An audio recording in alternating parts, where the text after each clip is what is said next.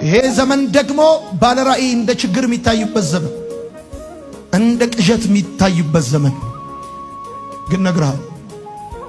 እሾኩን እናራግፋለን ብለው ፍሬ ያለበትንም ዛፍ እየቀጠቀጡት ስለሆነ ብዙ ወጣት ትውልድ አገልጋይ ላለመሆን እየፈለገበት ያለበት ዘመን ነው። አንተ ግን ማየትን አታቋርጥ። አንድ እውነት እነግራለሁ፣ ስማኝ፣ ወደ እኔ ተመልከት። በጥላቻቸው መካከል ዮሴፍ ህልም ያልም ነበር። አሁንም በችግር መካከል ህልም ማለምን ቀጥል። ዳታቆም ነገ ከረባትን ለብሰው ውጣ። እንዳታቆም መናገር እንዳታቆም። አንድ እውነት እነግራለሁ፣ እግዚአብሔር የሚዋጋው ለማይቆሙ ሰዎች፣ እግዚአብሔር የሚዋጋው ለማይቆሙ ሰዎች። እምትቆም ከሆነ አይዋጋልም።